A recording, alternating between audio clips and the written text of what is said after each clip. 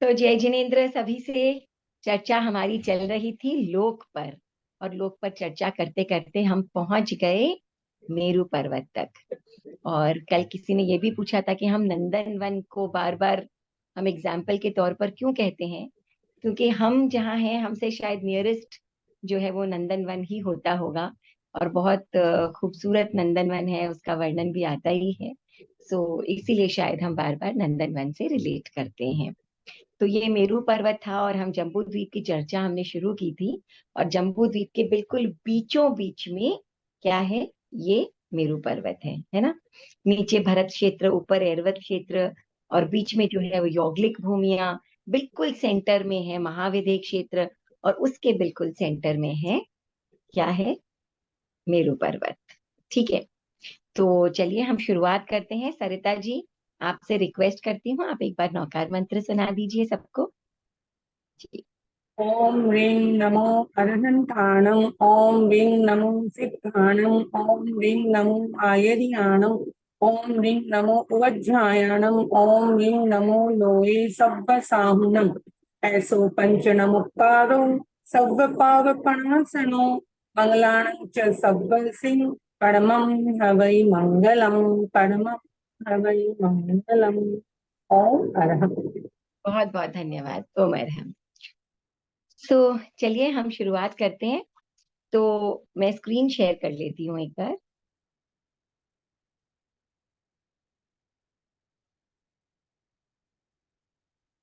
Right.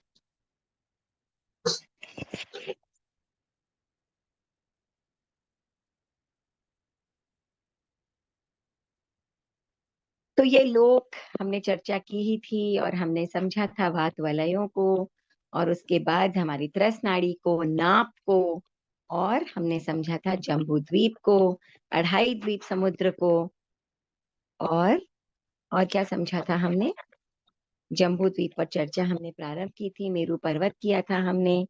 आज हम थोड़ा सा आगे बढ़ते हैं। राइट।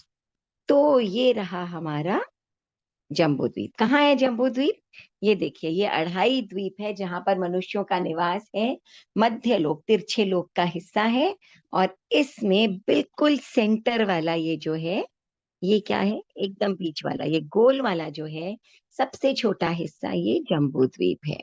इसके बाहर फिर लवण समुद्र, फिर उसके आगे धात की खंड, इत्यादि इत्यादि इत्यादि। ठीक है, तो चलिए अब हम जम्बू द्वीप पे आ जाते हैं। तो ये है हमारा जम्बू द्वीप, ठीक है ना,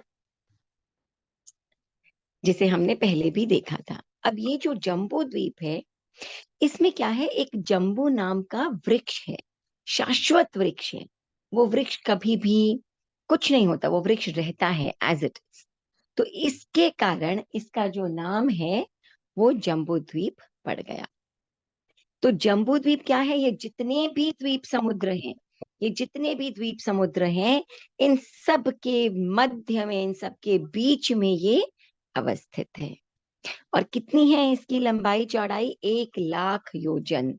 इस जम्बू द्वीप को यहाँ से नाप लें, चाहे यहाँ से नाप लें, कहीं से भी नाप लें, जिसका जो डायमीटर है या लंबाई चौड़ाई जो है वो कितनी है, वो 1,00,000 योजन है। ठीक है। और इस जम्बू द्वीप में बिल्कुल सेंटर में क्या है, जम्बू द्वीप का मेरू पर्वत, सुदर्शन मेरू या सुमेरु पर्वत। ठीक है ना। इसके ऊपर, इस जम्बू द्वीप के नॉर्थ में, उत्तर दिशा में एरवत क्षेत्र है, और नीचे की दिशा में, दक्षिण की दिशा में भरत क्षेत्र है। सेंटर में, बिल्कुल सेंटर पॉइंट में क्या है, मेरू पर्वत है। ठीक है। अब यहाँ पर जो भरत और एरवत क्षेत्र है, यहाँ पर काल चक्र का परिवर्तन होता है, चेंजेस आते हैं, अलग अलग प्रकार का मौसम और अलग अलग प्रकार की परिस्थितियां होती हैं, उत्सर्पिणी अवसर्पिणी काल होते हैं। इस भरत और एरवत क्षेत्र को छोड़ करके बाकी पूरे के पूरे इस जम्बू द्वीप में और कहीं पर भी काल का परिवर्तन नहीं होता। तो हम देख सकते हैं कि इस जम्बू द्वीप में टोटल 7 क्षेत्र हैं, और देवकुरु उत्तर कुरु को हम महाविदय में ही काउंट कर लेते हैं। अगर नहीं करें, अलग से गिने तो 9 क्षेत्र हो जाते हैं। ठीक है ना। नीचे से देखिए, भरत क्षेत्र, यहाँ ऐरावत क्षेत्र, यहाँ हेमवय, यहाँ हिरण्यवय, यहाँ हरिवास, यहाँ रम्यकवास और महाविदय क्षेत्र। अगर हम देवकुरु उत्तर कुरु को अलग से लें तो उत्तर कुरु और देवकुरु ये मिला करके और हो जाते हैं 9 क्षेत्र। ठीक है। अब क्या है कि ये जितने भी क्षेत्र हैं, इन सब क्षेत्रों को अलग करने वाले पर्वत हैं। उन पर्वतों को हम कहते हैं वर्षधर पर्वत। तो 6 वर्षधर पर्वत इस जम्बू द्वीप में है। ये है 6 वर्षधर पर्वत। तो वर्ष का एक अर्थ होता है क्षेत्र। तो क्षेत्रों की जो मर्यादा करते हैं, क्षेत्रों को जो अलग अलग हिस्सों में बांटते हैं, उन्हें हम कहते हैं वर्षधर पर्वत। और ये जितने भी पर्वत है, हमारे पर्वत कैसे होते हैं? इस प्रकार के होते हैं, है ना। ऐसे पर्वत, माउंटेन्स, हिल्स, पर्वत, पहाड़। लेकिन ये जो पर्वत होते हैं, ये कैसे होते हैं? दीवार के समान होते हैं, है ना, ऊपर और नीचे। और यहाँ ऊपर की जो साइड होती है इनकी, इस ऊपर के साइड में जो इस प्रकार देखिए ऐसा पर्वत होता है, जहाँ ऊपर यहाँ पर बिल्कुल फ्लैट लैंड होता है ना, ऊपर से टेबल की समा, टेबल की तरह ये ऊपर का लैंड जो है ये बिल्कुल फ्लैट लैंड होता है। ठीक है ना। तो ये पर्वत है, 6 पर्वत है जो क्षेत्रों को अलग अलग करते हैं। ठीक है। तो अब देखिए, सबसे नीचे हम आ जाते हैं, ये है भरत क्षेत्र। और भरत और ये जो हेमवय या हेमवत या हेमवर्त है, इनके बीच में जो ये पर्वत है, इसका नाम है, मैं अभी इसको ऐसे ही बना रही हूं, मगर इस पर्वत का नाम है हिमवान पर्वत। जो भी ब्लैक में लिखा है, ये पर्वत है, हिमवान पर्वत। ठीक है, राइट। अब क्या है? हेमवत और हेमवय और हरिवास, हरिवास, हरिवर्ष, इसके बीच में जो ये पर्वत है, हम नीचे से ऊपर चल रहे हैं, दक्षिण से उत्तर की तरफ चल रहे हैं। ये जो पर्वत है, इसका नाम है महाहिमवान। ये है महाहिमवान पर्वत। इससे क्या है, हेमवय और हरिवास जो है वो अलग अलग हो जाते हैं। ठीक है। अब हरिवास और महाविद्य क्षेत्र, इनको बांटने वाला, इनको अलग अलग करने वाला जो परिवार, जो पर्वत है, उसका नाम है निषदगिरी।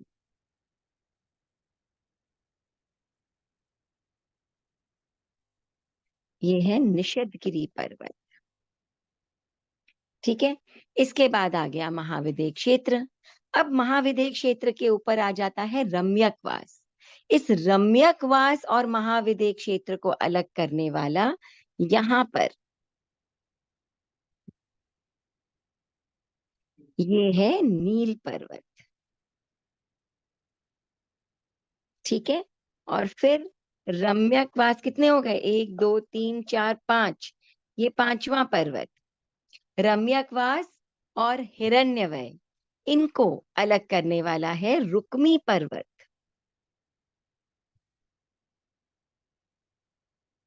ये हो गया रुक्मी पर्वत। और ये आखिरी हिरण्यवय और ऐरावत क्षेत्र, इनको अलग करने वाला ये है शिखरी पर्वत। और ये सारे पर्वत जितने भी हैं, ये क्या है? ये ऐसे ट्रायंगल शेप में नहीं है, ये इस प्रकार के पर्वत हैं सारे, है ना, ये ऐसे पर्वत, ऐसा इस तरह का इनका टॉप है, ऐसे पर्वत है। ठीक है ना, ऐसे पर्वत है। तो यहाँ ऊपर से बिल्कुल ये कैसे हैं? बिल्कुल टेबल की तरह ना, इस प्रकार के पर्वत हैं ये। तो ये 6 पर्वत हैं जो इन 7 क्षेत्रों को अलग अलग करते हैं। ठीक है। सो कौन से हैं? भरत और हेमवय के बीच में हिमवान पर्वत, फिर महाहिमवान पर्वत, फिर महाविदय और हरिवास के बीच में निषदगिरी, फिर नील पर्वत, और फिर रम्यकवास और हिरण्यवय के बीच में रुक्मी, और सबसे उत्तर में शिखरी पर्वत, जो कि ऐरावत क्षेत्र और हिरण्यवय को अलग अलग करता है। ठीक है, तो अब ये क्या है कि महाविदय, देवकुरु और उत्तर कुरु, ये तीनों क्षेत्र जो हैं वो किसके बीच में आ जाते हैं? ये आ जाते हैं आपके नील पर्वत और निषदगिरी पर्वत के बीच में। ठीक है, अब ये जो जम्बू द्वीप है, इस पूरे जम्बू द्वीप को घेरे हुए एक 8 योजन ऊंची एक दीवार है, जगती कहते हैं जिसे हम, एक दीवार है, 8 योजन ऊंची एक दीवार बनी हुई है, ऐसे है ना, ऐसे एक पूरी एक दीवार बनी हुई है, इसके चारों तरफ, चारों तरफ ऐसे एक दीवार बनी हुई है, 8 योजन ऊंची।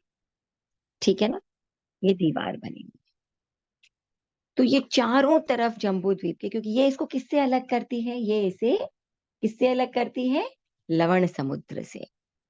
ठीक है, तो इसके 4 दिशाओं में 4 द्वार हैं, 4 दरवाजे हैं। एक दरवाजा इधर है, एक दरवाजा इधर है, एक दरवाजा इधर है, और एक दरवाजा इधर है। ठीक है, तो पूर्व में जो दरवाजा है, इस दरवाजे का नाम है, इस दरवाजे का नाम है विजय द्वार। तो पूर्व में जो द्वार है इसका नाम है विजय द्वार। फिर दक्षिण में भरत क्षेत्र की तरफ ये द्वार जो है ये है वैजयंत, वैजयंत द्वार। ठीक है, वैजयंत द्वार। और इसके आगे पश्चिम में जब हम जाते हैं तो ये द्वार आ जाता है जिसका नाम है जयंत द्वार, वैजयंत द्वार और जयंत द्वार। ठीक है, और उत्तर में है अपराजित द्वार। ये नाम कभी सुने हैं पहले? ये 5 अनुत्तर विमान के नाम, 4 अनुत्तर विमान के नाम हो गए इसमें।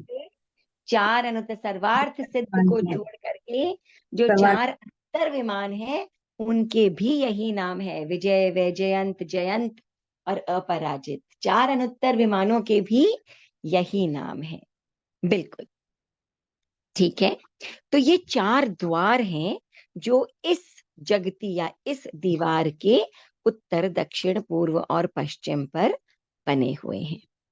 ठीक है, अब क्या है कि आप देखिए कि ये जो दक्षिण वैजयंत द्वार है ना, अभी हम भरत क्षेत्र की चर्चा करेंगे। ये रहा हमारा भरत क्षेत्र। ठीक है ना, ये देखिए भरत क्षेत्र, राइट, ये है हमारा भरत क्षेत्र। तो अब क्या है कि ये जो दक्षिण है यहाँ पर वैजयंत द्वार है, इसके उत्तर में क्या है? हिमवान, हेमवय है, और हेमवय को इससे अलग कौन करता है? ये हिमवान पर्वत है कि नहीं है? ये हिमवान पर्वत हेमवय से भरत क्षेत्र को अलग करता है। तो इस हेमवय से लेकर के और नीचे, नीचे का हिस्सा किसको टच कर रहा है? ये इसकी जगती के साथ में ये लवण समुद्र को टच कर रहा है ना? तो इसके बीच का ये जो अर्धचंद्राकार हिस्सा है इसे हम कहते हैं भरत क्षेत्र। ठीक है, ये क्या है? भरत क्षेत्र। और ये जो भरत क्षेत्र है ये 3 ओर से लवण समुद्र का स्पर्श करता है, यहां से भी, यहां से भी और यहां से भी। और इसकी उत्तर दिशा में क्या है? हिमवान पर्वत। ठीक है, अब ये भरत क्षेत्र आप देखिए 6 हिस्सों में डिवाइडेड है, 6 हिस्से हमने इसके बनाए हैं। ठीक है, तो अब क्या होता है कि इस भरत क्षेत्र के बीचों बीच से यहां से एक और पर्वत श्रेणी जाती है, एक और पर्वत श्रेणी जाती है, और इस पर्वत श्रेणी का नाम है वैताड्य पर्वत, वैताड्य पर्वत। तो इस वैताड्य पर्वत के जाने से क्या हो जाता है कि इस भरत क्षेत्र के दो हिस्से हो जाते हैं।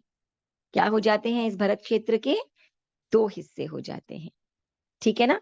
एक ऊपर वाला हिस्सा, उत्तर वाला हिस्सा, और एक दक्षिण वाला हिस्सा, ठीक है।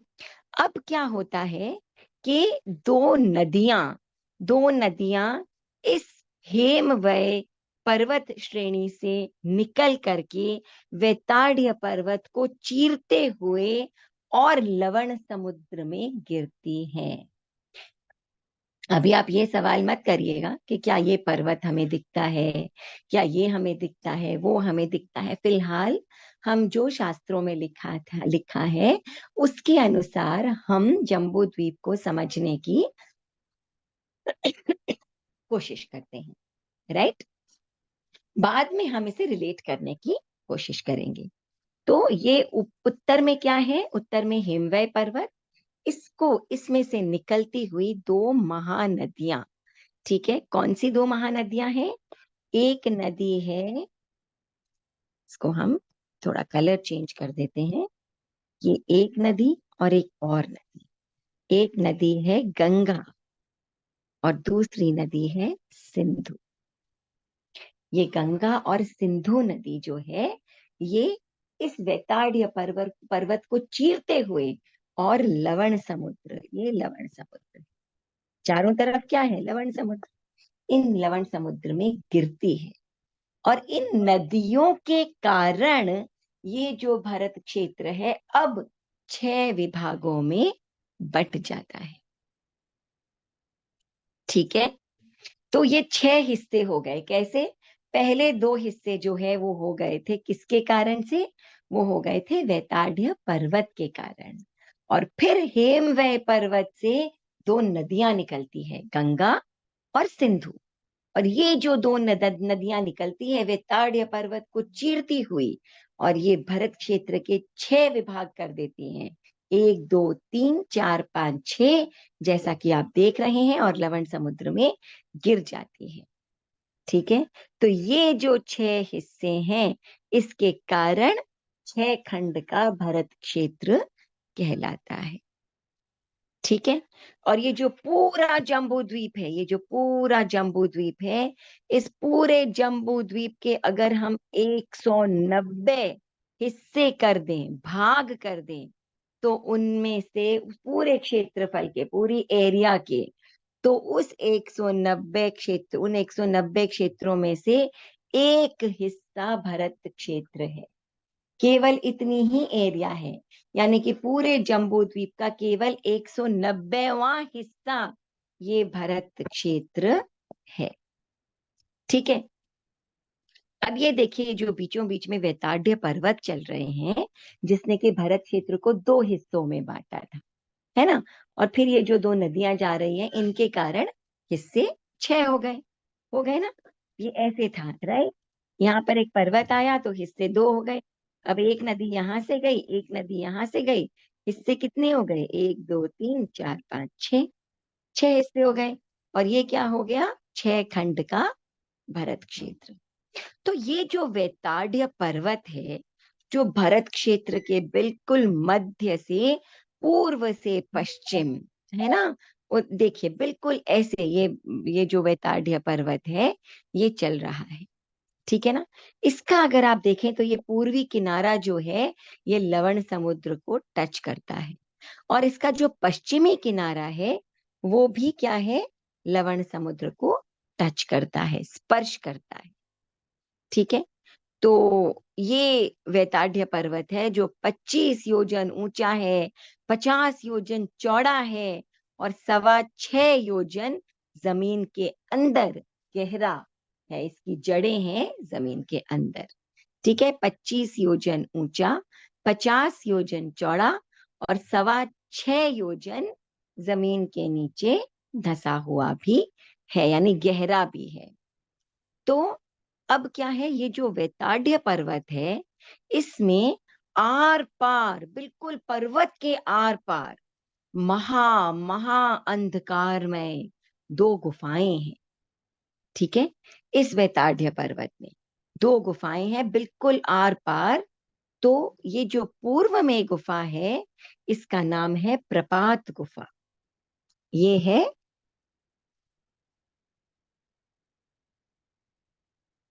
प्रपात गुफा। ठीक है। और जो पश्चिम की तरफ है, वहां पर है तमिश्र गुफा।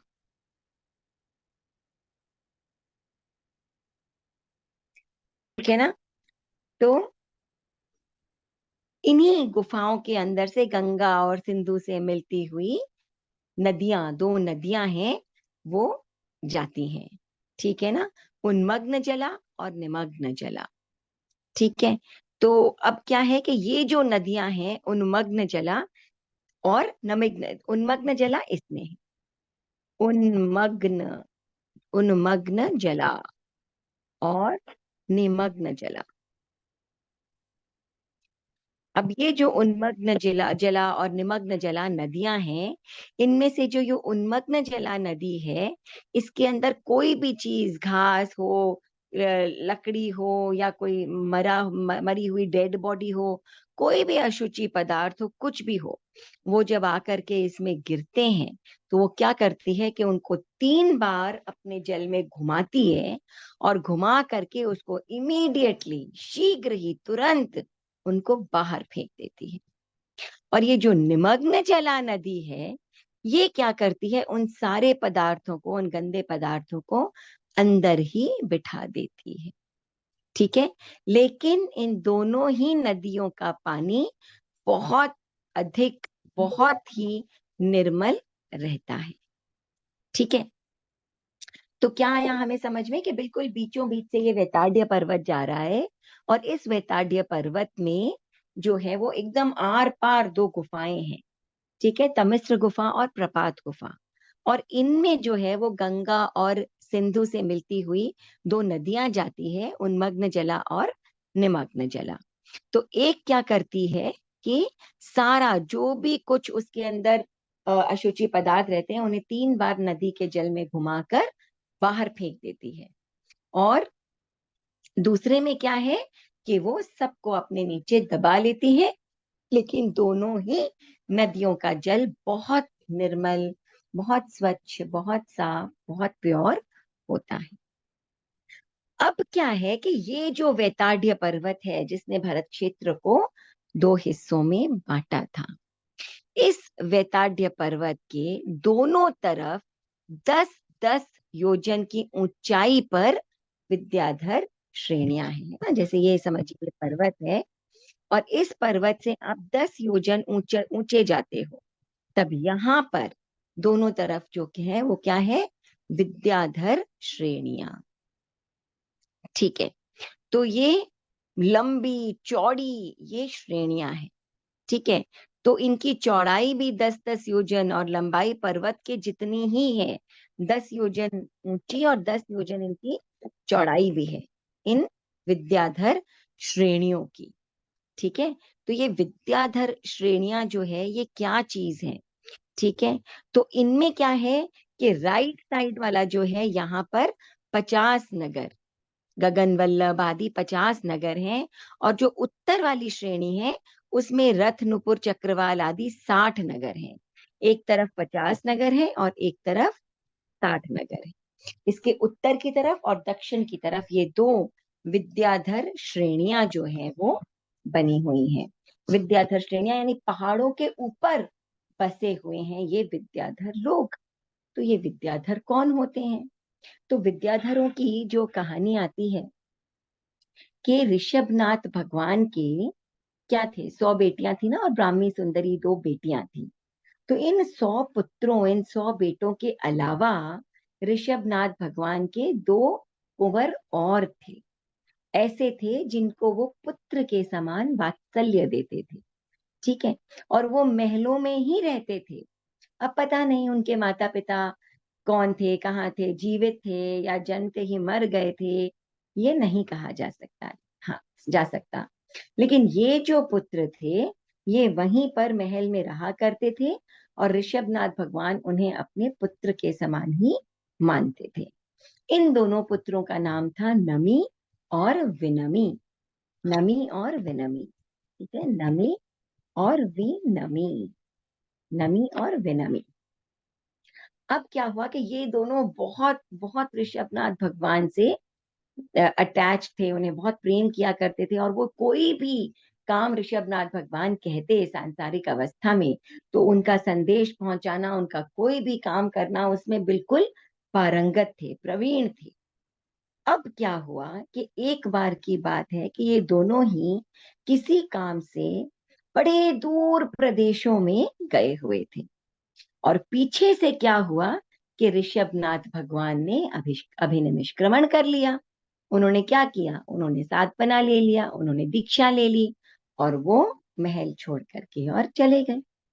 अब जब वो दोनों वापस आए तो उनको पता चला कि भाई बाबा तो सबको छोड़ करके और जा चुके हैं। तब उन्होंने भरत और से पूछा कि भाई बाबा ने हमारे लिए क्या कहा है, कौन सा प्रदेश दिया है, सबको अलग अलग दे दिया था ना। विनीता नगरी अलग भरत को मिल गई थी, बाहुबली को अलग मिल गई थी, सबको अपनी अलग अलग नगरियां मिल गई थी, है ना, 99 भाइयों को सबको मिल गई थी। तो हमारे लिए क्या कहा है बाबा ने, कौन सा प्रदेश दिया है। तब भरत ने कहा कि भाई बाबा ने तो कुछ नहीं दिया तुम लोगों को, चलो मैं दे देता हूं ताकि तुम्हारी व्यवस्था ठीक से चल सके। तो दोनों को गुस्सा आ गया, दोनों को ईगो में हर्ट हो गया, उनको आत्मसम्मान उनका उनका हर्ट हो गया। तो उन्होंने कहा कि भाई तुम देने वाले कौन होते हो, लेंगे तो हम बाबा से ही लेंगे, तुमसे तो हम नहीं लेंगे। तो भरत ने कहा कि बाबा ने तो बोलना ही बंद कर दिया है, वो तुम्हें क्या देंगे। तो दोनों ने कहा कि देखो हम जाते हैं, कभी ना कभी तो बाबा मौन खोलेंगे ही, और कुछ ना कुछ तो हम उनसे लेकर के और लौटेंगे ही।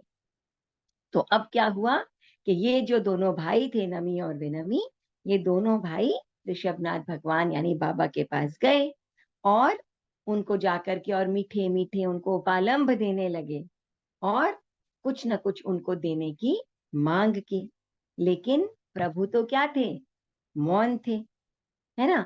तो वो भी क्या हुआ, नमी और विनमी भी ऋषभनाथ भगवान के साथ ही रहने लगे, और सुबह शाम दोपहर बार बार गुहार लगाने लगे कि बाबा हमें तो भूल ही गए, हमें तो कुछ दे करके ही नहीं गए, हमारा आगे क्या होगा, हमें ऐसे कैसे भूल गए, ऐसा करते रहते।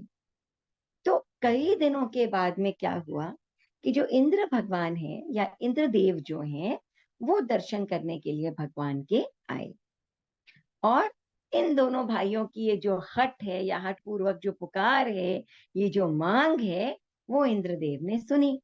तो उन्होंने सोचा, इंद्र ने सोचा कि भाई प्रभु तो निवृत्त हो चुके हैं, और ये दोनों जो है यहाँ बैठे हैं कुछ पाने की आशा में कि भाई कुछ मिलेगा कुछ मिलेगा कुछ मिलेगा, ये समझ ही नहीं पा रहे हैं कि प्रभु ने तो संसार पूरा ही छोड़ दिया, अब उनके पास सांसारिक क्या चीज है इनको देने के लिए। तो इंद्र ने उनको समझाया कि भाई बाबा तो संयमी बन चुके हैं, अब वो कुछ नहीं देंगे तुमको। तो इस पर दोनों भाई जो है वो गिड़गिड़ाने लगे और बोले भाई हम तो बिना घर बार के हो गए।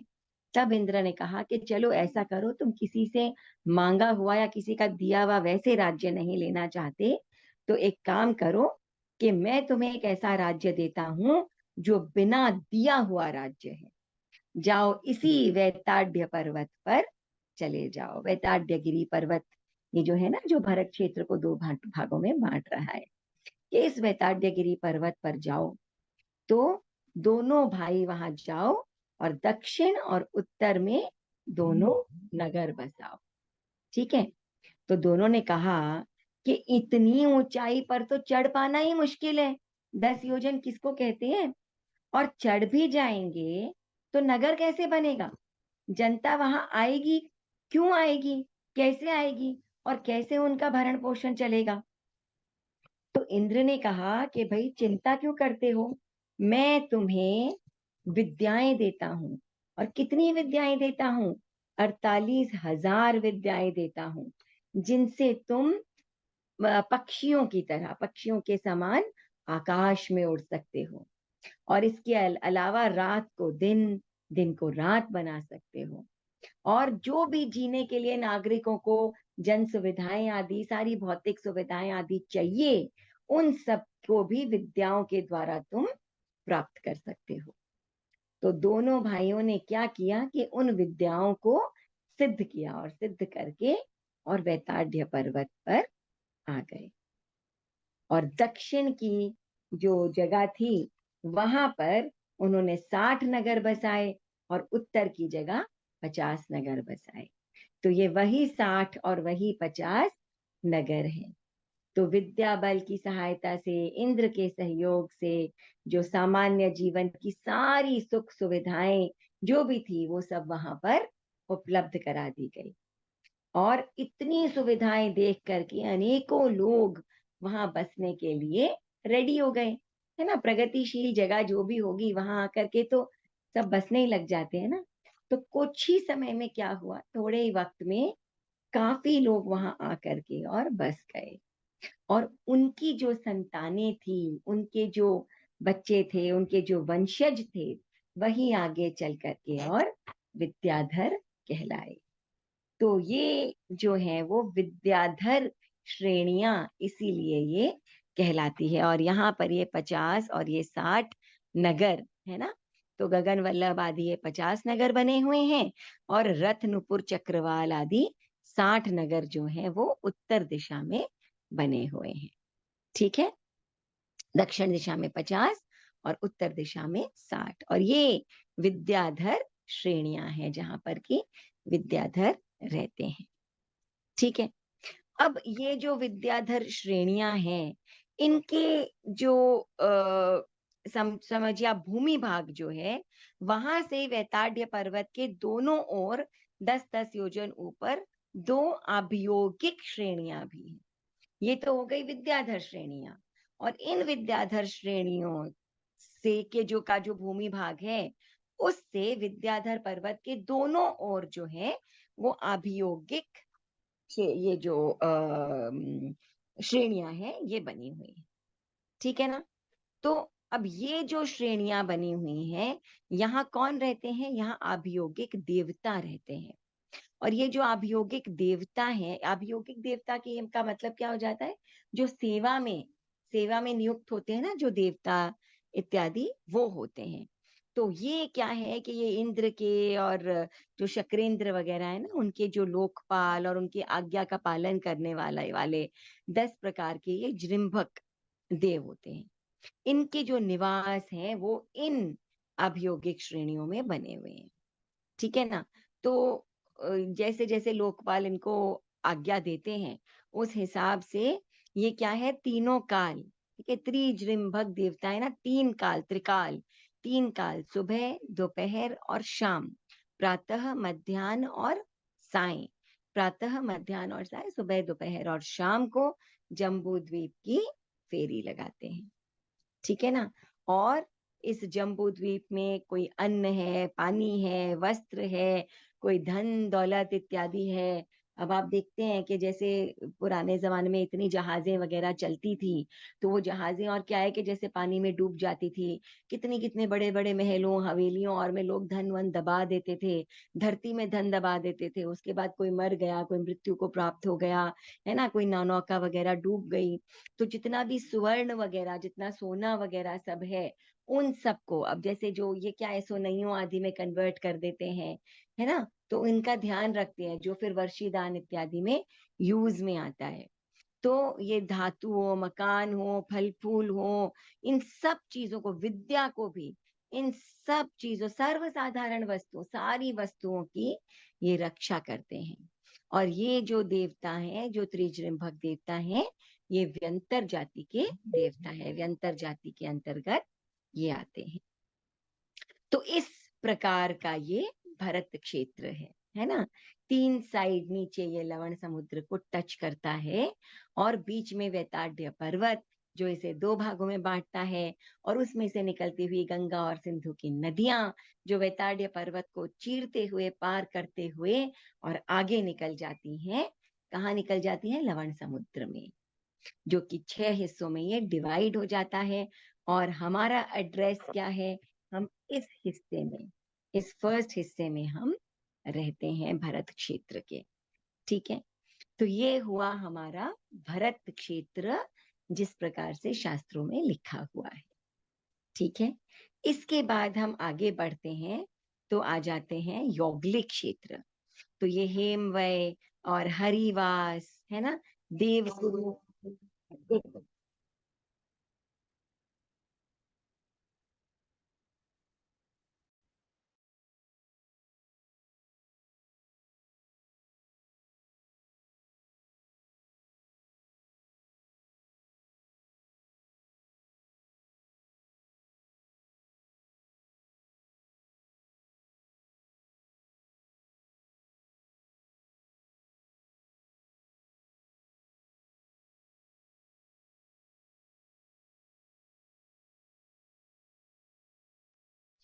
सॉरी, कोई कॉल आ गया था, जरूरी।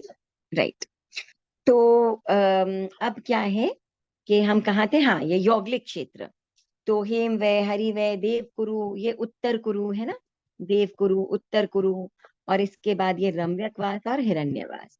ये जितने भी क्षेत्र हैं ये सारे यौगलिक क्षेत्र हैं। यहाँ यौगलिक मनुष्य रहते हैं, है ना।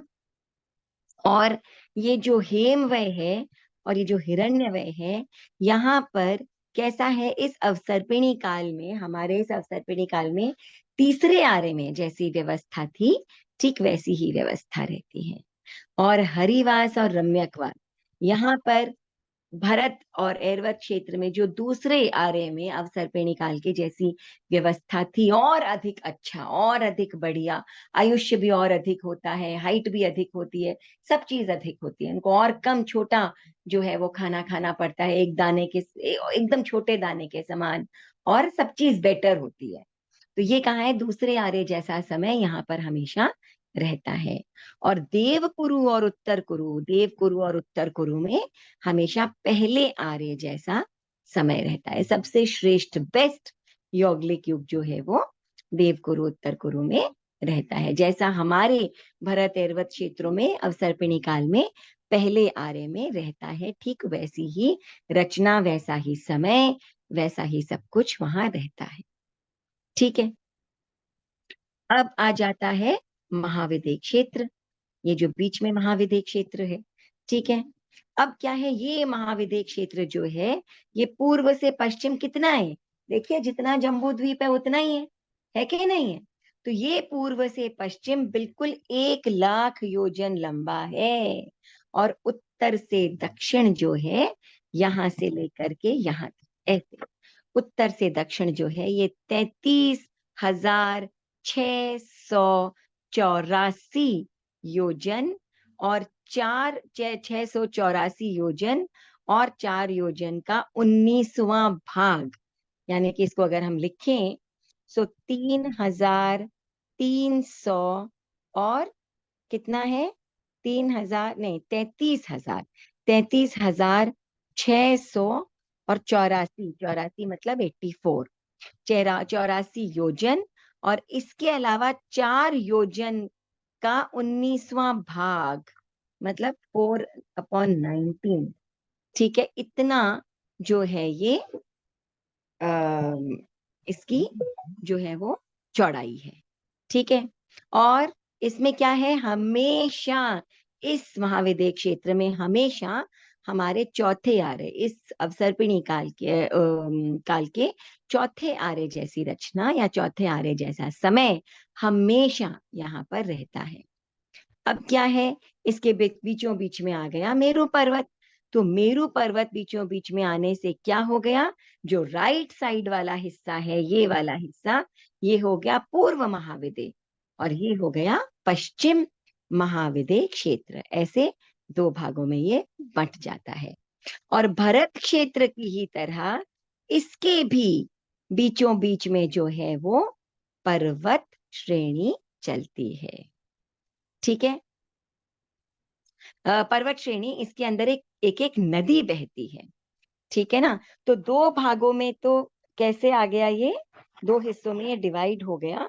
और ये यहाँ पर और यहाँ पर ये 2 नदियां जो है वो बहती हैं, जिनका नाम है सीतोदा नदी, और एक है सीता नदी। सीता और सीतोदा नाम की 2 नदियां हैं, जिसके कारण ये यहाँ के और यहाँ के क्षेत्र, यहाँ के और यहाँ के क्षेत्र अलग अलग हो जाते हैं। तो इस प्रकार इसके भी मूल 4 हिस्से हो जाते हैं और फिर उनमें अलग अलग अलग अलग जो विजय हैं वो भी बने हुए। ठीक है ना? तो अब यहाँ पर क्या है कि ये महाविद्य क्षेत्र है और इसके ये जो 32 विजय हैं, ये 32 विजय भी हैं। और इस महाविद्य क्षेत्र में जो हर समय कब हमेशा तीर्थंकर जो हैं वो विद्यमान रहते हैं हर महाविद्य क्षेत्र में। और किसी भी एक विजय में, कोई भी एक विजय, जो किसी भी एक विजय को ले लें, तो इसमें अधिक से अधिक 8 लाख पूर्व का जो समय है उससे अधिक कभी भी विरह नहीं पड़ता। 8 लाख पूर्व समय अधिक से अधिक, उससे कम समय में ही या उतने समय में अवश्य ही दूसरे तीर्थंकर वहां पर जो है वो उत्पन्न हो जाते हैं या विद्यमान हो जाते हैं। अब ये जो विजय हैं सारे, इनके सबके नाम भी हैं।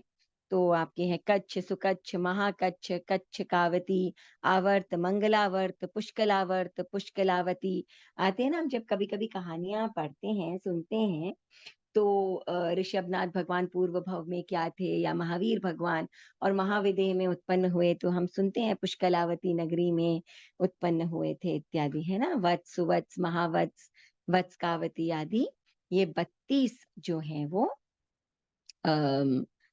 विजयों के नाम हैं। अगर आप चाहें तो हम इन 32 विजयों के नाम लिख सकते हैं। ठीक है ना? तो ये सीता नदी जो है, इसके उत्तर में, इसके उत्तर में है कच्छ, महाकच्छ, कच्छ और फिर सुकच्छ है। सुकच्छ, महाकच्छ, कच्छ कावती, आवर्त, मंगलावर्त और पुष्कलावर्त तथा पुष्कलावती, ये उत्तर में है। ठीक है। और दक्षिण में आ जाते हैं सीता नदी के, ये उत्तर में और ये दक्षिण में। दक्षिण में जो क्षेत्र है वो आ जाते हैं वत्स, सुवत्स। मैं ऐसा करती हूँ, ये सारे नाम जो हैं ये ग्रुप में फॉरवर्ड कर देती हूँ, पढ़ाई वाले ग्रुप में सारे नाम फॉरवर्ड कर देती हूँ। अभी फिलहाल मैं बोल देती हूँ नाम, अगर आप वापस वीडियो देखेंगे तो लिख भी सकते हैं। तो सीता नदी के दक्षिण में जो क्षेत्र हैं वो हैं वत्स, सुवत्स, महावत्स, वत्सकावती, रम्य, रम्यक, रमणीय और मंगलावती। सीतोदा नदी के दक्षिण में पक्ष्म, सुपक्ष्म, महापक्ष्म, पक्ष्मकावती, शंख, कुमुद, नलिन और नलिनावती। और सीतोदा नदी के उत्तर में वप्र, सुवप्र, महावप्र, वप्रकावती, वल्गु, सुवल्गु, गंधिल और गंधिलावती। ये नगरियां हैं जो कि ये 32 विजय हैं, जो कि जिनके की ये नाम है। तो ऐसा है ये जम्बू द्वीप। ठीक है ना? अब ये तो अढ़ाई द्वीप है, ये ऐसा है जम्बू द्वीप जिसमें कि हम इस भारत क्षेत्र के नंबर 1 वाले खंड में रहते हैं। ठीक है। अब हम नेक्स्ट आगे चर्चा करेंगे लवण समुद्र इत्यादि की। सो चलिए एक बार हम वापस स्क्रीन पे आ जाते हैं।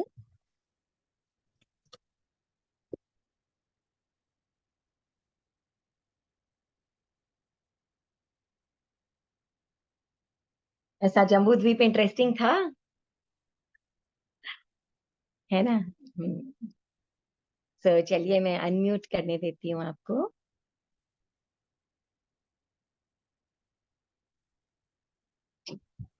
अब कोई सवाल, कोई क्वेश्चंस हैं तो आप बताइए। 6 खंड कौन से हैं? तो 6 खंड भरत क्षेत्र के बिल्कुल बीचों बीच में वो कौन सा पर्वत था? उसके बीच में था वैताढ़ पर्वत, है ना। और ऊपर कौन सा था? हिमवान पर्वत, जो उसे हेमवय से अलग करता है। भरत क्षेत्र को, उस हिमवान पर्वत से दो नदियां निकलती है, ठीक है, गंगा और सिंधु, ठीक है। और ये गंगा और सिंधु क्या है, वैताड्य पर्वत को पार करते हुए लवण समुद्र में गिर जाती है।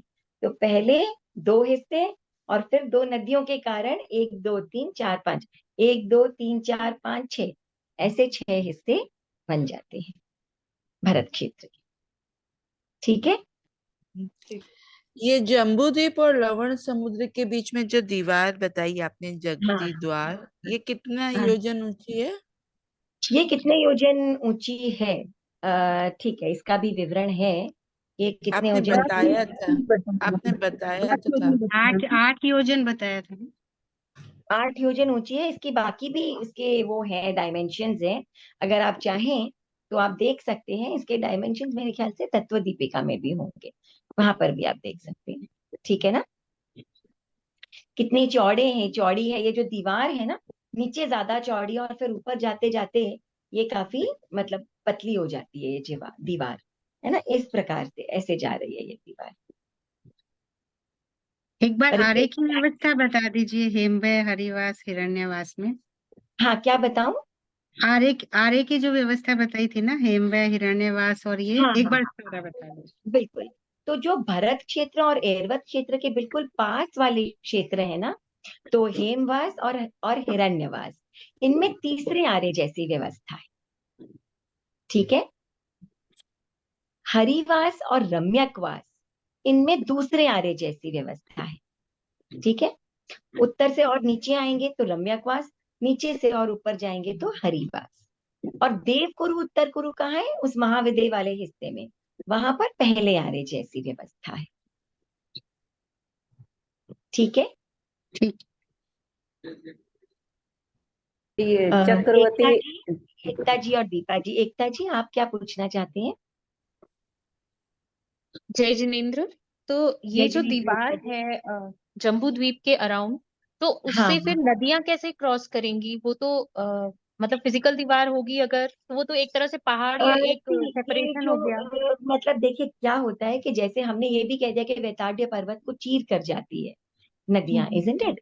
तो वहां यस, नेचुरली कोई गुफा इत्यादि बनी हुई है जिसके थ्रू ये निकल जाती है, आउटलेट तो ओके। होगी, हाँ बिना हाँ। आउटलेट के तो कोई चीज जा ही नहीं सकती है ना।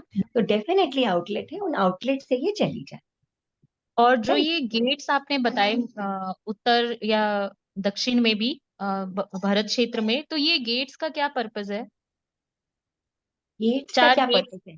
जो हाँ, दीवार जो में आपने चार गेट्स जो चार बताए। गेट्स बने हुए हैं, इन्हीं से डेफिनेटली ये रिवर्स जाती होंगी, ओके। probably, आई शुडंट से डेफिनेटली, probably हम्म इन्हीं से ये जाती होंगी, है ना। क्योंकि कोई ऐसी ऐसी चीज तो होती होगी ना कि जहां पर नदियां जो है वो समुद्र से मिलने हम्म का स्थान तो होना ही चाहिए उनका, है ना। हम्म। और भी इन गेट का कोई रोल है या फिर वो ऐसे ही नहीं, एक? एज सच और कोई रोल इनका नहीं है, okay, thank you. Right. Deepa ji, Deepa ji आप कुछ पूछ रहे हैं।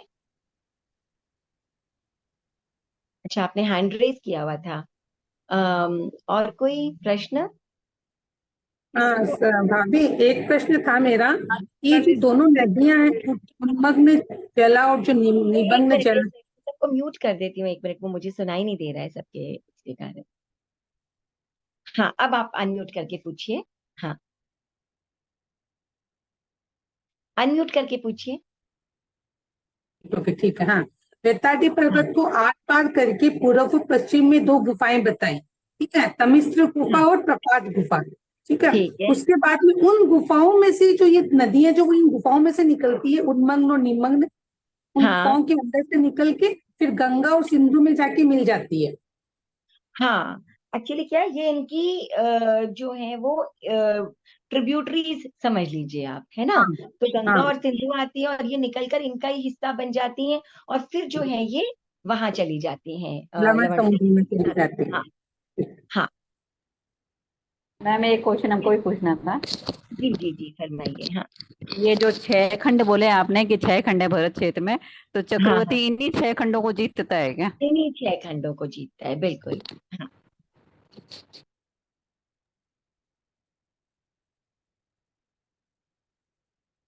अच्छा, एक प्रश्न और था मेरा कि जो चक्रवर्ती होते हैं इसमें से कौन से खंड में होते होंगे, पहले दूसरे कौन, हाँ हम रहते हैं वहीं पे किसी भी खंड चक्रवर्ती में, होते हैं, किसी भी खंड में हो सकते हैं, किसी भी किसी भी खंड में खंड में होते हो सकते हैं। हैं।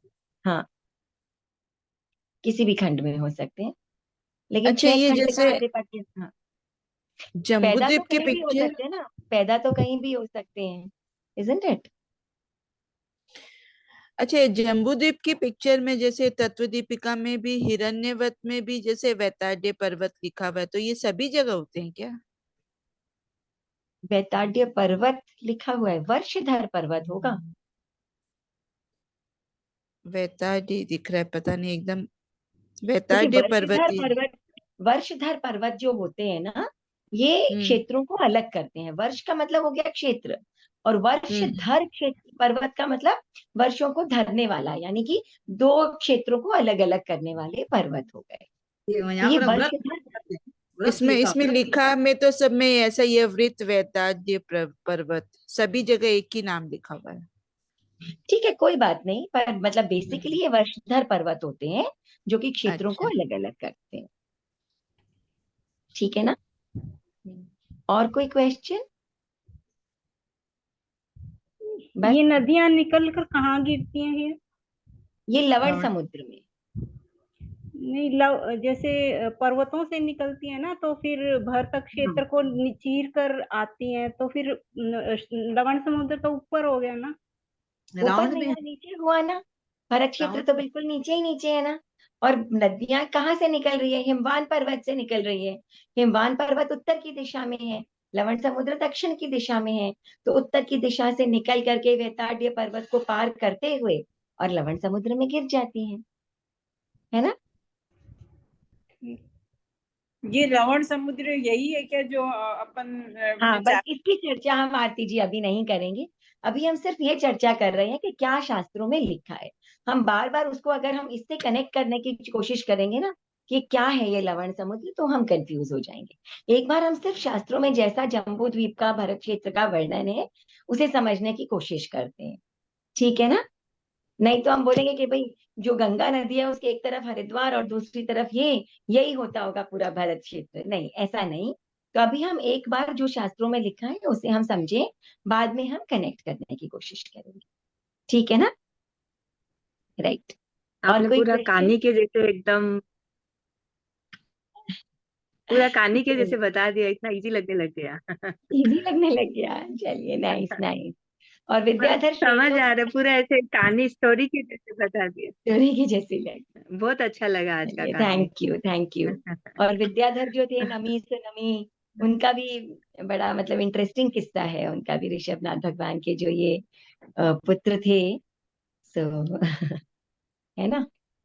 चलिए, so thank you so much. हम मिलते हैं कल 3 बजे। और कोई प्रश्न? किसी का हैंड रेज्ड है?